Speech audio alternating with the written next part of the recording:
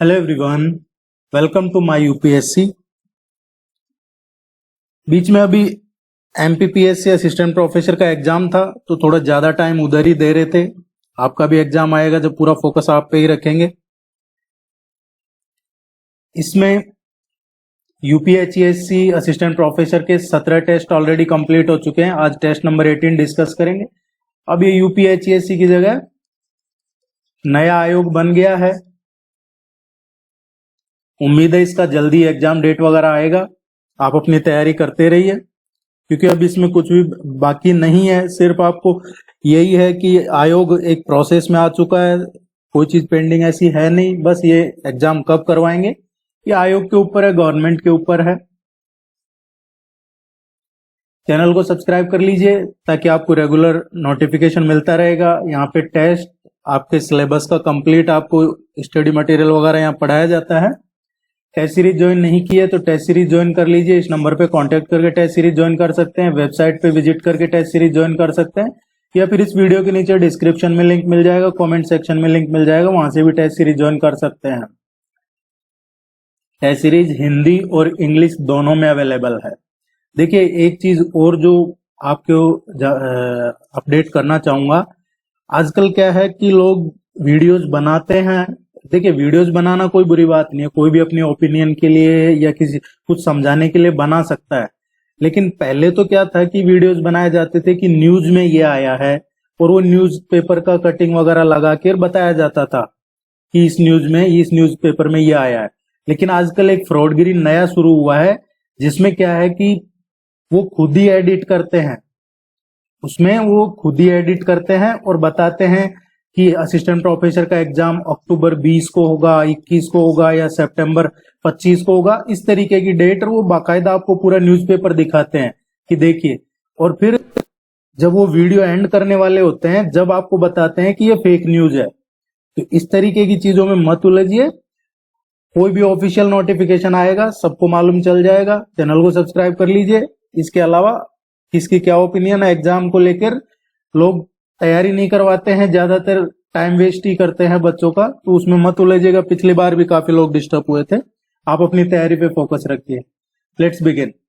Which state one the, क्योंकि ये इसलिए बताया है कि जो ये बताया है न्यूज़पेपर में, खुद ही बता रहे हैं कि ये खबर आई है, और बाद में खुद ही उसके लास्ट में बता रहे हैं कि ये फेक न्यूज है।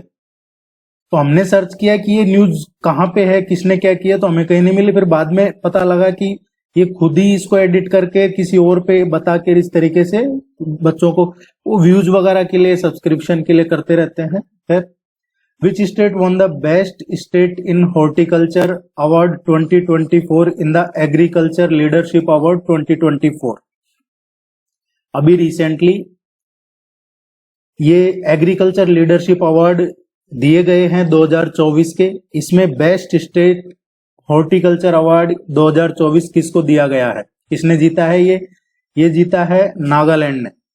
नागालैंड ने ये अवार्ड जीता है किस लिए? क्योंकि उन्होंने एक प्रोग्राम लॉन्च किया था, एक इनोवेटिव हॉर्टिकल्चर प्रोग्राम, जो अर्बन, ये रूरल फार्मर्स के लिए, उनके बेनिफिशियरी रूरल फार्मर्स, ये इसके जो प्रोग्राम लॉन्च किया था, इसलिए इनको ये अवार्ड दिया गया है। और रिसेंटली जो नागालैंड है, इसका 3 क्रॉप्स का इसका जीआई रजिस्ट्रेशन भी हुआ है। तो ये ध्यान रखिएगा, इंपॉर्टेंट है। इस तरीके के क्वेश्चन पूछे जाएंगे एग्जाम में। The mind of the makers of the constitution of India is reflected in which of the following. ये पूछा जा रहा है हमसे कि इनमें से किसमें जो मेकर्स थे कॉन्स्टिट्यूशन के, जो संविधान के निर्माता थे, उनकी सोच, संविधान निर्माताओं की सोच इनमें से किसमें रिफ्लेक्ट होती है, किसमें दिखाई देती है कि उनकी क्या सोच रही होगी जब उन्होंने कॉन्स्टिट्यूशन बनाया था, या फिर उनकी क्या राजनीतिक सोच थी, क्या उनकी धार्मिक, या फिर क्या उनकी नैतिक मौलिक क्या सोच रही होगी, वो किसमें रिफ्लेक्ट करता है?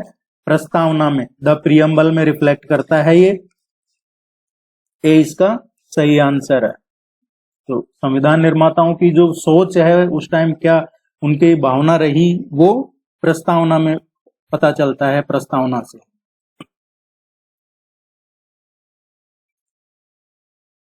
विच देखिए सभी टेस्ट में 30 क्वेश्चन है, आपके एग्जाम में भी 30 क्वेश्चन 30 क्वेश्चन ही आते हैं। कई बार यहाँ पे पूरा नहीं करवाते हैं आपको, तो ऐसा नहीं है कि उस टेस्ट में जितना आपको बताया उतने ही है। टेस्ट सीरीज में पूरे आपको 30 क्वेश्चन मिलते हैं जिस भी मीडियम में आपने ज्वाइन कर रखा है, और जो प्रैक्टिस सेट मिलता है वो हिंदी और इंग्लिश दोनों में मिलता है। बाकी जो आपको नोट्स और उसका डिटेल सॉल्यूशन मिलता है वो जिस भी मीडियम में आप ज्वाइन करते हैं उसी में मिलता है। Which of the following is a primary storage device, primary प्राथमिक स्टोरेज डिवाइस इनमें से कौन सी है? एक क्वेश्चन एग्जाम में यहां से इस टॉपिक पे आता है, प्राथमिक स्टोरेज डिवाइस या प्राथमिक मेमोरी, इसको मुख्य मेमोरी भी कहा जाता है। देखिए इसको एक बार हम डिटेल में पढ़ लेते हैं। ये है प्राइमरी और ये सेकेंडरी। जो प्राइमरी या मुख्य या फिर मेन स्टोरेज डिवाइस कहें या मेन मेमोरी कहें, ये एक ही है। ये इसके 3 टाइप है। ये इसके 3 टाइप्स हैं। ये है नॉन वोलेटाइल। नॉन वोलेटाइल क्या होता है? जो स्थायी है, जो परमानेंट है, वो नॉन वोलेटाइल है। और इधर होता है, ये थर्ड में है वोलेटाइल। वोलेटाइल क्या है? ये टेम्पररी है, टेम्पररी मेमोरी होती है वोलेटाइल मेमोरी। नॉन वोलेटाइल स्थायी होती है। इसके अलावा एक कैश मेमोरी और होती है। ये 3 टाइप हैं, प्राइमरी प्राथमिक मुख्य स्टोरेज डिवाइस या प्राथमिक मेमोरी के, ये ध्यान रखिए। अब सेकेंडरी मेमोरी में आते हैं हम, तो सेकेंडरी में क्या क्या आता है? आपसे पूछा जाए द्वितीयक या सहायक स्टोरेज डिवाइस। देखिए द्वितीयक सेकेंडरी मेमोरी या फिर ऑक्सिलरी मेमोरी या द्वितीयक स्टोरेज, द्वितीय मेमोरी, ये एक ही चीज है, इनमें कंफ्यूज नहीं होना आपको। सेकेंडरी मेमोरी में क्या आता है? हार्ड डिस्क है, ये सेकेंडरी मेमोरी है। मैग्नेटिक टेप है, ये सेकेंडरी मेमोरी है, इसको आप मैग्नेटिक डिस्क भी कह सकते हैं। सीडी रोम है, सीडी रोम, ये क्या है? कॉम्पैक्ट डिस्क रोम, ये भी सेकेंडरी मेमोरी है। इसके अलावा सीडी रीड राइट होता है, सीडी रीड राइट, ये भी सेकेंडरी मेमोरी होता है। फ्लॉपी डिस्क है,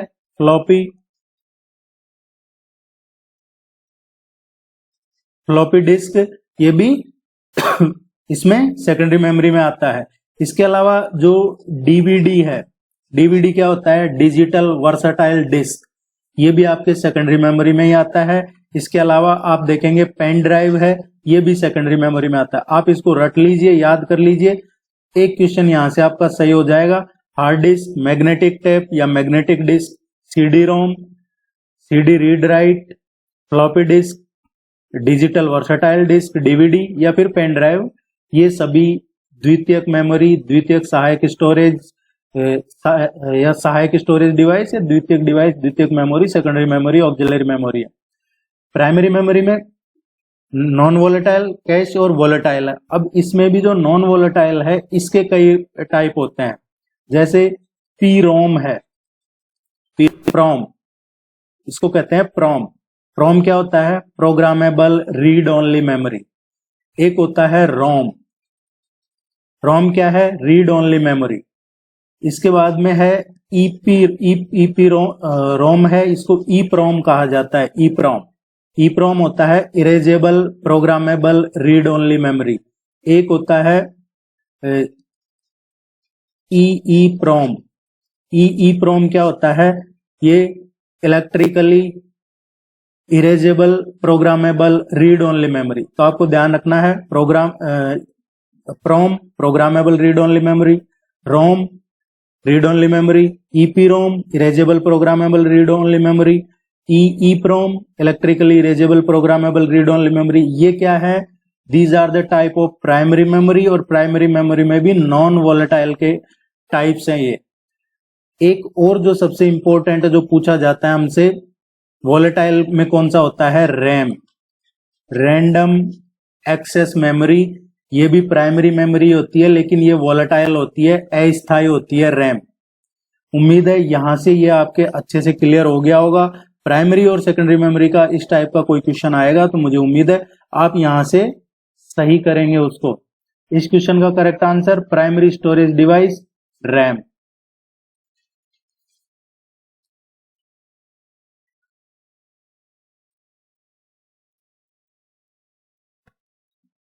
which of the following Indian state shares border with Myanmar? इनमें से कौन से भारतीय राज्य हैं जो म्यांमार के साथ बॉर्डर शेयर करते हैं? बिना मैप के कुछ मत पढ़िएगा, करंट अफेयर्स भी पढ़ते हैं तो वो भी मैप की हेल्प से पढ़िएगा। ज्योग्राफी के क्वेश्चन हो, कोई भी क्वेश्चन हो, आप उस लोकेशन को जरूर मैप में एक बार देखिएगा जब भी आपको टाइम मिले। म्यांमार के साथ कौन से इंडियन स्टेट्स बॉर्डर शेयर करते हैं? तो देखिए अरुणाचल प्रदेश है, यहाँ पे अरुणाचल प्रदेश के इधर फिर नागालैंड आ जाता है, नागालैंड के फिर इधर देखते हैं हम नीचे मणिपुर है, मणिपुर के नीचे फिर इधर मिजोरम है, मिजोरम के इधर देखेंगे आप यहाँ पे त्रिपुरा आता है, और फिर यहाँ पे असम है, असम जो इनके साथ बॉर्डर शेयर करता है। इस तरीके से ये नॉर्थ ईस्ट का मैप है जो मैप में आप जरूर देखिएगा। और यहाँ पे है ये बॉर्डर है म्यांमार का। देखिए आजकल इधर ज्यादा प्रॉब्लम्स, उग्रवाद ये ज्यादा इसलिए चल रहा है क्योंकि ये गोल्डन ट्रायंगल का रीजन है। सबसे ज्यादा ड्रग्स वगैरह इलीगल एक्टिविटीज यहीं पे होती है, म्यांमार वाला ये जो रूट है, इसीलिए चाहे मणिपुर में प्रॉब्लम हो या फिर आगे कहीं और देखने को मिले, म्यांमार में तो हमेशा रहती है प्रॉब्लम। इस तरीके से यहाँ क्रिएट की जाती है, इसमें कई बड़ी बड़ी कंट्रीज इन्वॉल्व होती है या फिर कई बिजनेसमैन इन्वॉल्व होते हैं जो ड्रग्स वगैरह का बिजनेस करते हैं। इस क्वेश्चन के करेक्ट आंसर की बात करें अगर हम, म्यांमार के साथ अरुणाचल, नागालैंड, इसके अलावा मणिपुर और मिजोरम। त्रिपुरा है, त्रिपुरा म्यांमार के साथ बॉर्डर शेयर नहीं करता है। तो ये यहां से आपका म्यांमार का क्लियर हुआ। हमारे इंडियन स्टेट या यूटीज बॉर्डर शेयर करते हैं कौन से नेबरिंग कंट्रीज के साथ? हम देख लेते हैं पाकिस्तान के साथ कौन से हमारे राज्य या यूनियन टेरिटरीज बॉर्डर शेयर करते हैं। लद्दाख है, जम्मू कश्मीर है, इसके अलावा पंजाब, राजस्थान और गुजरात, ये पाकिस्तान के साथ बॉर्डर शेयर करते हैं। चाइना की बात करें तो चाइना के साथ में लद्दाख, लद्दाख के अलावा हिमाचल प्रदेश, उत्तराखंड, सिक्किम और अरुणाचल प्रदेश।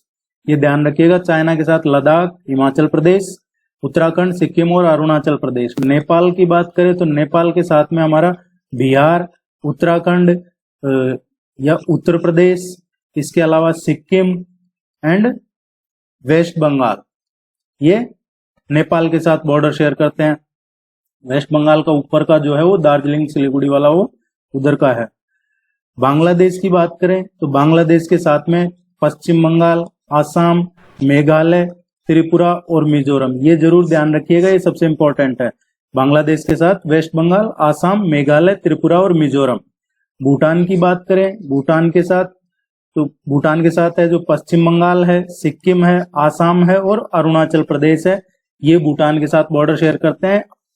आपको भूटान का सिक्किम, असम और पश्चिम बंगाल ध्यान में रह जाता है, लेकिन अरुणाचल भी भूटान के साथ बॉर्डर शेयर करता है। अफगानिस्तान के साथ सिर्फ लद्दाख बॉर्डर शेयर करता है। मैप में देख के जरूर पढ़िएगा, यहां से क्वेश्चन आते हैं आपके एग्जाम में। इस क्वेश्चन की बात करें तो करेक्ट आंसर आएगा ए।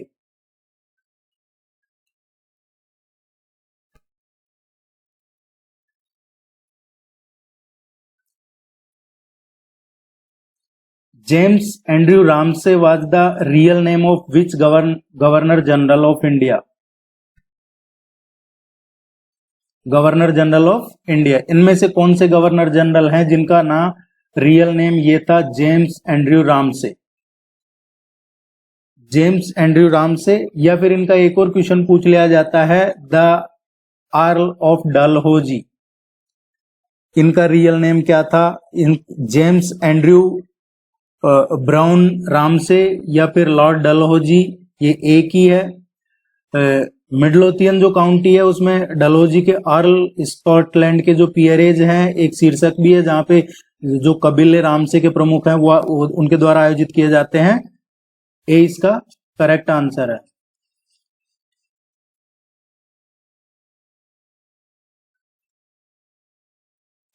Which one of the following describes India as a secular state? Secular, इनमें से कौन डिस्क्राइब करता है कि इंडिया एक सेकुलर है?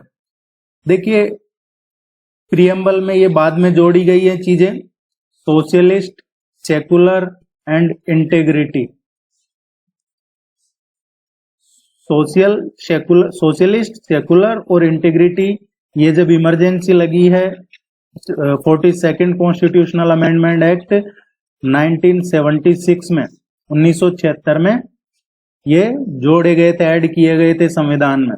और यही बताता है कि इसी में डिक्लेयर किया है कि इंडिया एक सेकुलर स्टेट है। पहले नहीं था, ये ओरिजिनल जो कॉन्स्टिट्यूशन बना उसमें नहीं था, बाद में ऐड किया है, और ये प्रियम्बल में भी ऐड किया है। The Indian standard time meridian does not pass through, जो भारतीय मानक समय रेखा है ये, इसका पूछा गया है मानक रेखा, ये इंडियन स्टैंडर्ड टाइम मेरिडियन ये कहां से होके पास नहीं करती है। इसका मैप में जरूर देखिएगा आप, है जो ये कौन कौन से स्टेट से होके गुजरती है, कहां से ओरिजिनेट होती है, तो आपके और अच्छे से क्लियर हो जाएगा। ये इलाहाबाद के पास में है मिर्जापुर, वहां से ओरिजिनेट होती है। कहां पे? ये है मिर्जापुर, नैनी, इलाहाबाद, मिर्जापुर, यहां से। और ये क्या है? 82.5 ईस्ट, 82.5 डिग्री ईस्ट है ये इंडियन स्टैंडर्ड टाइम मेरिडियन। कहां से होकर गुजरती है? मिर्जापुर है। ये तो हो गया उत्तर प्रदेश। इसके बाद में ये इधर मध्य प्रदेश से होके भी गुजरती है, इधर छत्तीसगढ़ से होके भी गुजरती है। फिर इसके बाद में ये ओडिशा, और ओडिशा के बाद में फिर इधर आंध्र प्रदेश आ जाता है, आंध्रा।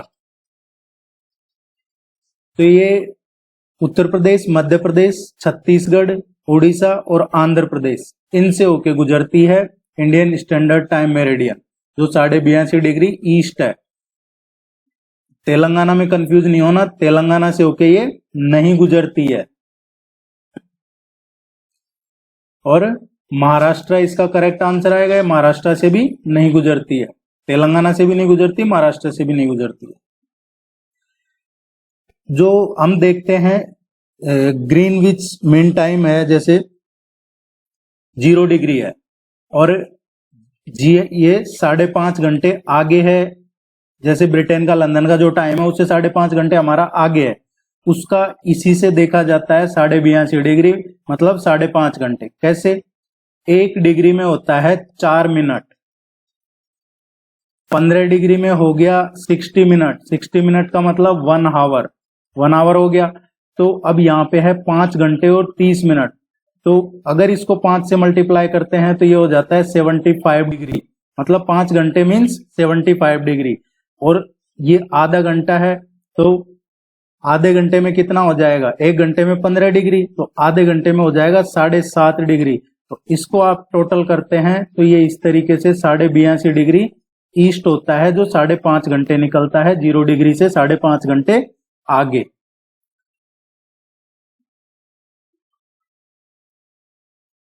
आगे काम आएगा, इसलिए बताया आपको, ध्यान में रखना है। Who have appointed first Indian Education Commission in which year?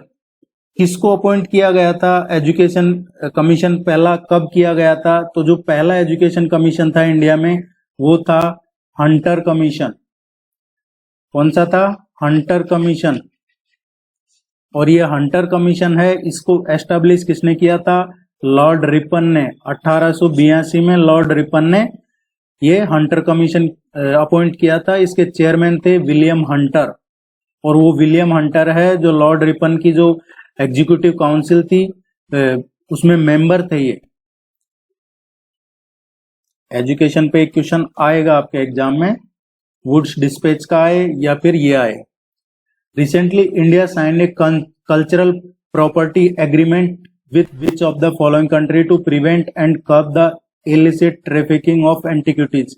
अभी रिसेंटली देखिए कल्चरल प्रॉपर्टी एग्रीमेंट आपने देखा होगा, अलग अलग कंट्रीज से जो यहाँ से किसी जमाने में पुराने टाइम पे चाहे 50 year ago, 100 year ago, 200 year ago कोई कल्चरल से प्रॉपर्टी यहाँ से चुराई गई थी, वो वापस इंडिया रिटर्न होके आ रही है और उनको लगाया जा रहा है एक जगह कहीं।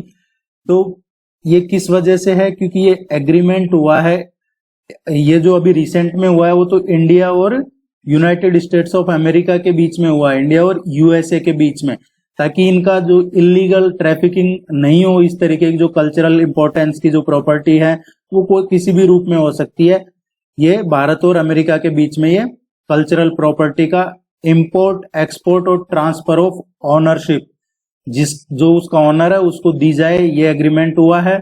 और अगर ये आपसे कंट्री का नेम नहीं पूछा जाता है तो कौन सा कन्वेंशन के तहत हुआ है? ये यूनेस्को का है, 1970 का कन्वेंशन है, उसके तहत ये एग्रीमेंट हुआ है।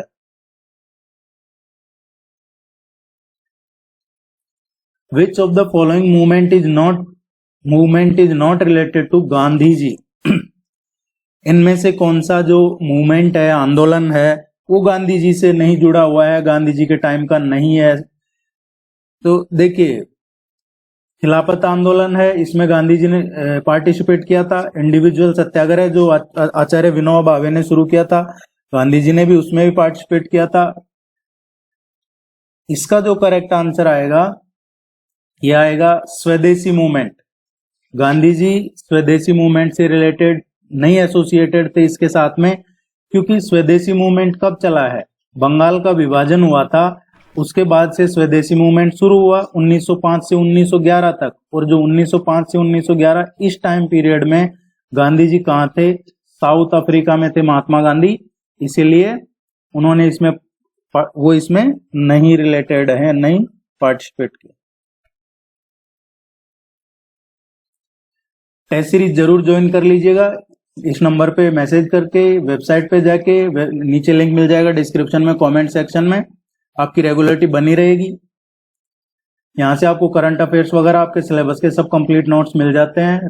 फंडामेंटल राइट्स एंड आर्टिकल, कौन सा फंडामेंटल राइट किस आर्टिकल के साथ एसोसिएटेड है? अबोलिशन ऑफ अनटचेबिलिटी, ये छुआछूत का है, article 17। Protection against arrest and detention in certain case, in certain cases, ये है आर्टिकल 23 नहीं है, ये आर्टिकल है 22। Freedom of religion article 25। Protection of interest of minorities article 29, ये सभी सही है, बी इसका करेक्ट आंसर आएगा, B. Protection against arrest and detention से सर्टेन केसेज में आर्टिकल 22।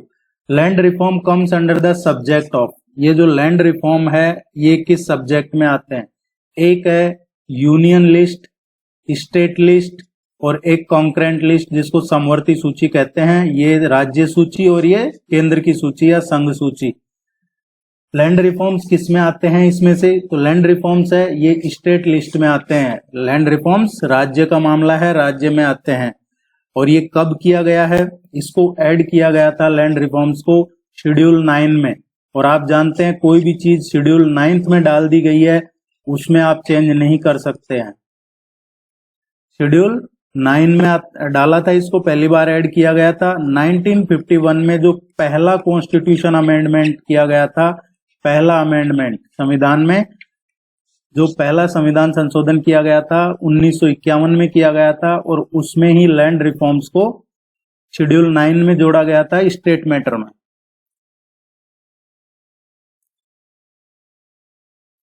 हर टाइम पे चाहे इर्रेस्पेक्टिव ऑफ किसी भी पॉलिटिकल पार्टी की हो, संविधान में संशोधन होते रहे हैं। ऐसा नहीं है कि संविधान जैसा बनाया था शुरू में वैसा ही है, अभी बहुत कुछ चीजें बदली हैं टाइम पे, एक टाइम के हिसाब से उस टाइम पे क्या सही रहता है उस हिसाब से गवर्नमेंट करती रहती है।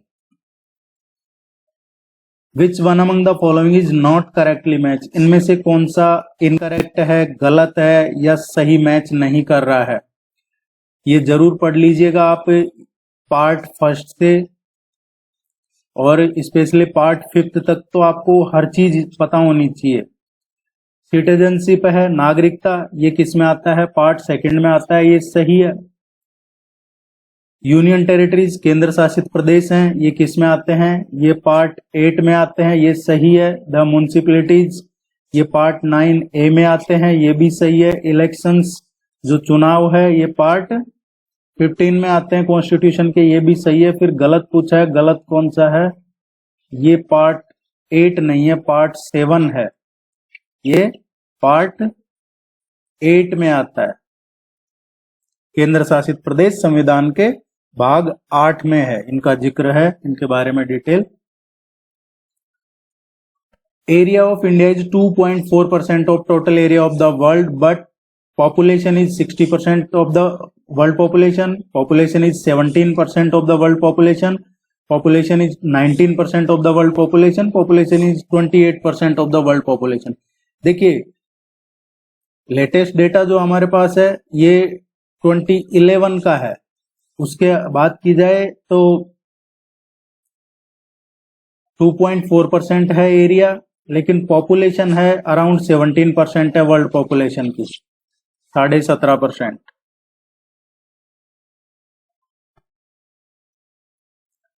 सभी टॉपिक से क्वेश्चन होते हैं। देखिए एक तो होता है आपके यूनिट वाइज टेस्ट कि पर्टिकुलर यूनिट पे ही पूरा टेस्ट फोकस है। एक होता है जैसे सब्जेक्ट वाइज, हिस्ट्री का टेस्ट है, पॉलिटी का है, ज्योग्राफी का है, इकोनॉमी का है, करंट अफेयर्स का टेस्ट है। तो दो तो ये टेस्ट है। इसके अलावा होता है फुल लेंथ टेस्ट। तो फुल लेंथ टेस्ट जो होता है उसमें आपको 30 क्वेश्चन सभी जो आपकी यूनिट है उनसे यहाँ पे करवाए जाते हैं। बाकी अदरवाइज जो पर्टिकुलर सब्जेक्ट का है उसमें 30 क्वेश्चन सब्जेक्ट के, और जो यूनिट का है उसमें पर्टिकुलर उस यूनिट के क्वेश्चन होते हैं। रिवीजन टेस्ट भी करवाए जाते हैं आपको। आप चैनल पे देख लीजिएगा, यूपीएचईएससी के नाम से पुरानी प्लेलिस्ट बनी हुई है, नई वाली यूपीईएसएससी के नाम से बनी हुई है। अराउंड 300 प्लस वीडियोज अवेलेबल है जो अब तक पिछले 2-3 बार जो एग्जाम हुआ है यूपीएचईएससी का वो उसकी तैयारी करवाई है, और इसका लगभग करंट अफेयर्स का कुछ छोड़ दिया जाए तो सभी क्वेश्चन यहीं से आने हैं। Which of the following is the highest peak in south India? हमसे पूछा गया है इनमें से दक्षिणी भारत का सबसे हाईएस्ट पीक, सबसे ऊंचा माउंटेन कौन सा है, पीक? तो जो सबसे ऊंची चोटी है दक्षिणी भारत की, इनमें से है अनाईमुडी। अनाईमुडी साउथ इंडिया की सबसे हाईएस्ट पीक है। ये कहां पे लोकेटेड है? एक्चुअल में देखा जाए तो ये है western Ghat, western Ghat.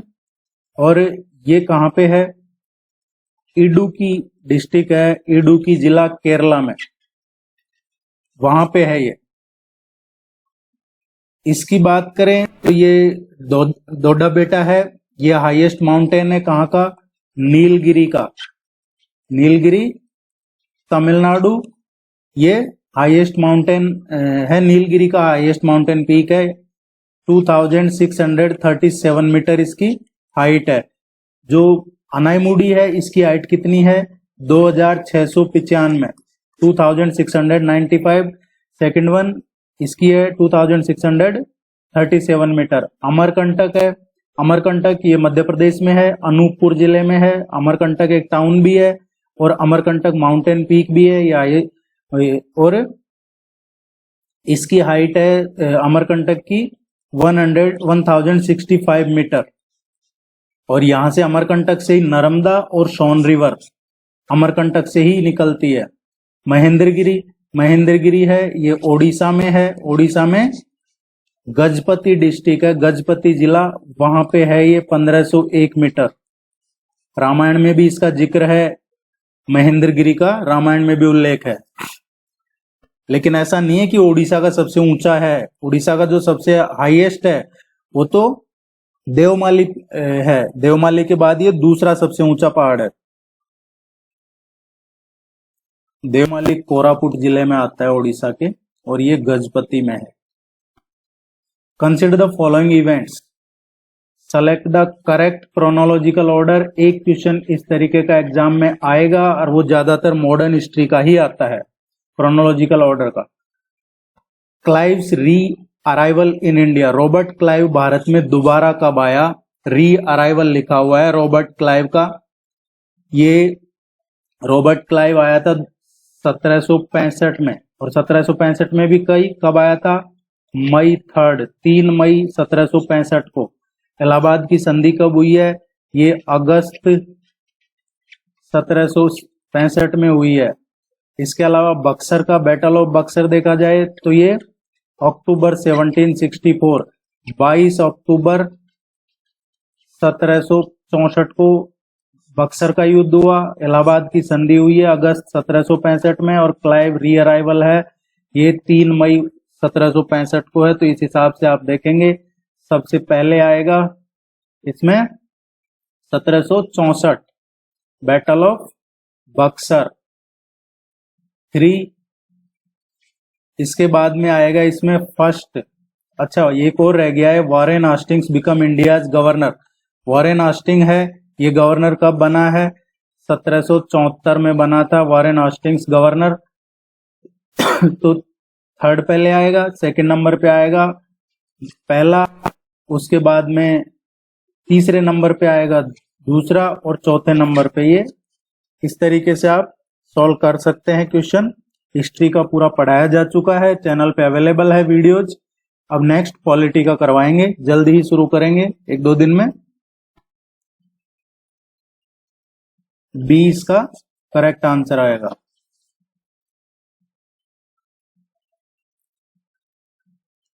Which one of the following is not correctly matched, इनमें से कौन सा सही से मैच नहीं कर रहा है, गलत मैच कर रहा है इनमें से।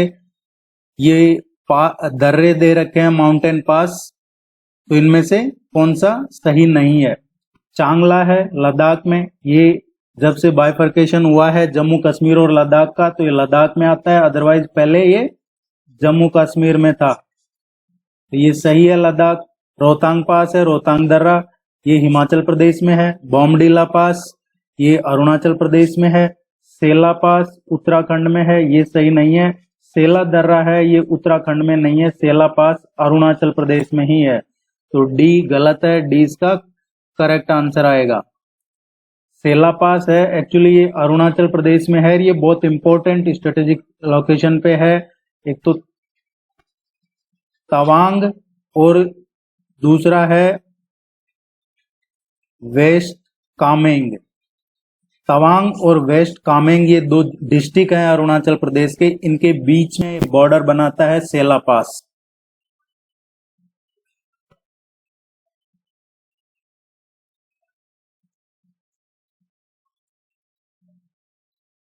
Monastery of Sant Hilarion sometimes seen in the news recently is situated at.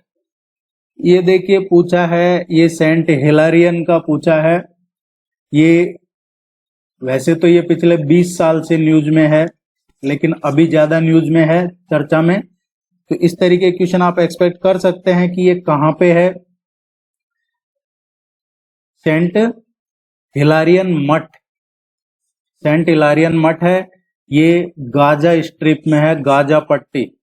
अभी इजराइल और फिलिस्तीन का जो ये इजराइल और हमास का चल रहा है, तो ये जो गाजा स्ट्रिप है वहां पे है। ये फिलिस्तीन में जो गाजा पट्टी है वहां पे सेंट हिलारियन मठ है, ये एक ईसाई मठ है। और इसकी जो बताया जाता है, इसकी स्थापना 340 ईस्वी में, जो उस टाइम गाजा का जो मूल निवासी था। देखिए इनके इजराइल गाजा के क्या है, जमीन का रहा है शुरू से, क्योंकि इजराइल ने ये जमीन खरीदी है, इस तरीके का है इनका। तो गाजा के जो मूल निवासी है वो बताए जाते हैं फादर हिलारियन। और फादर हिलारियन ने ही अलेक्जेंड्रिया में उन्होंने पहले ईसाई धर्म अपना लिया था, बाद में फिर वो सेंट एंथनी से प्रेरित होके और मिस्र, और फिर उसके बाद में मिस्र से फिर वो गाजा में जाकर सन्यासी बन गए। तो ये अभी चर्चा में है। अब इसकी कई वजह है चर्चा में क्यों है, इसलिए नहीं कि ये इजराइल और हमास का चल रहा है इसलिए चर्चा में है। हाँ एक वजह ये कह सकते हैं, लेकिन ये इतनी बड़ी वजह नहीं है कि हमारे एग्जाम पॉइंट ऑफ व्यू से इंपॉर्टेंट हो। इसमें क्या है, अभी रिसेंटली यूनेस्को ने इस मठ को, जो सेंट हिलारियन मठ है, इसको जो हेग कन्वेंशन है 1954 का हेग कन्वेंशन, इसका है सेकंड प्रोटोकॉल। और इस सेकंड प्रोटोकॉल में इसको बताया गया है प्रोविजनल एनहेंस्ड प्रोटेक्शन में। एक तरीके से जो खतरे में है विश्व वर्ल्ड हेरिटेज साइट, उसमें डाल दिया है इसको कि ये इस साइट को बचाना है, इसको प्रोटेक्ट करना है और ये खतरे में है। इस तरीके से इसको यूनेस्को ने इसमें डाल दिया है इस सूची में। अब जो वर्ल्ड हेरिटेज इन डेंजर वाली सूची है या lost of world heritage in danger, उसमें डाल दिया है। इसका एक और दूसरा है कि एक और नाम दिया हुआ है। देखिए, ये सेंट इलारियन मठ तो जो ईसाई है वो बोलते हैं, लेकिन फिलिस्तीनियन है वो इसको अलग चीज नाम से बोलते हैं। वो इसको बुलाते हैं टेल आमेर, टेल आमेर इस नाम से बुलाते हैं वो इसको। तो अगर ये टेल आमेर पूछा जाए, सेंट इलारियन मठ पूछा जाए, तो ये अभी रिसेंटली यूनेस्को ने इसको वर्ल्ड हेरिटेज इन डेंजर में डाला है। और अगर ये क्वेश्चन नहीं पूछा जाता है तो हमसे एक क्वेश्चन और पूछा जा सकता है कि अभी रिसेंटली भारत का, इंडिया का 43वां वर्ल्ड हेरिटेज साइट कौन सा बन गया है। अभी रिसेंटली करंट में ये 43वां विश्व धरोहर स्थल बना है, जो आसाम में है। आसाम के चरायदेव मोइदमस, यह है चरायदेव मोइदमस।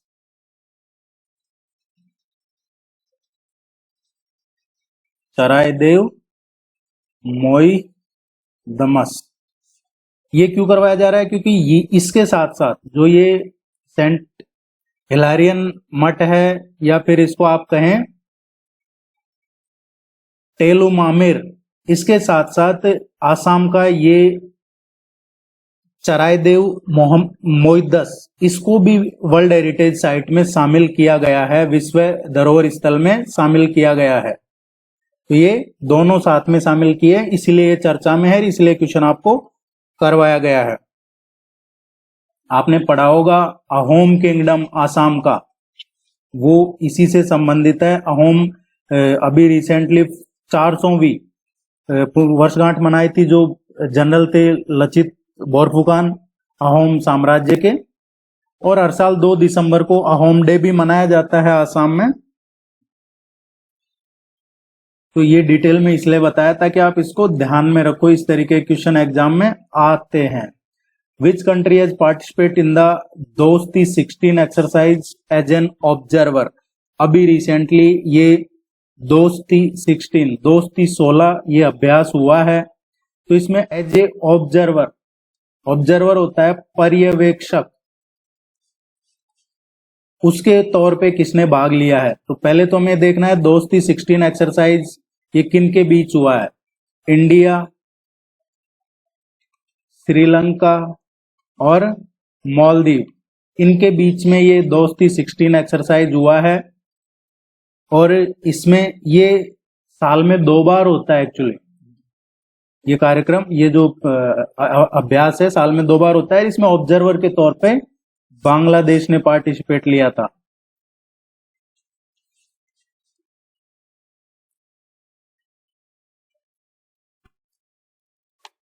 विच one works as an output and input device. इनमें से कौन सा इनपुट और आउटपुट डिवाइस दोनों के रूप में काम करता है। ये देखिए, ये मॉडेम है, मॉडेम मॉड्यूलेटर, ये एज ए मॉड्यूलेटर और एज ए डीमॉड्यूलेटर, दोनों के रूप में काम करता है modem, as a modulator, as a demodulator. ये एक हार्डवेयर डिवाइस है, टेलीफोन लाइन पे सिग्नल को सेंड करता है या फिर रिसीव करने का काम करता है। तो ये इनपुट और आउटपुट दोनों का काम करता है मॉडेम। चैनल को सब्सक्राइब जरूर कीजिएगा, वीडियो को लाइक करना मत भूलिएगा, इससे क्या है आपका सपोर्ट बना रहेगा। Tinzaparin recently seen in news is tinzaparin heparin ये क्या है, अभी रिसेंटली चर्चा में है, टिंजापारिन। ये एक ड्रग है टू ट्रीट डीप वेनम, इसकी ड्रग है ये। देखिए, ये अभी चर्चा में इसलिए है क्योंकि ये ड्रग अभी रिसेंटली न्यूज में है, ये डेवलप की गई है। शरीर में जो, अगर सपोज आपको कोबरा या कोई और सांप जैसा या कोई भी चीज ऐसी जिसमें ये वेनम है, जहर है, आपकी बॉडी में चला गया है, तो उसको ये रोक देता है। एंजापारिन, हेपरिन, ये एक तरीके से सल्फेट की नकल है, जो ये आपका जो जहर है उसका रास्ता रोक देता है। जहर आपकी बॉडी में फैलता नहीं है, चाहे वो कोबरा का ही जहर हो, और उसका डैमेज को रिड्यूस कर देता है आपके सेल्स में, या फिर जो सीरियस ब्लड क्लॉट्स बन जाते हैं तो उनको भी ये रोकता है, ये टिंजापारिन। ये इसका करेक्ट आंसर आएगा। जिन्होंने टेस्ट सीरीज ज्वाइन कर रखी है, आपको ये आपके ईमेल पे सेंड कर दिया जाएगा। All the very best, good luck, thank you very much. कोई भी क्वेरी है आप पूछ लीजिएगा कमेंट सेक्शन में। Thank you.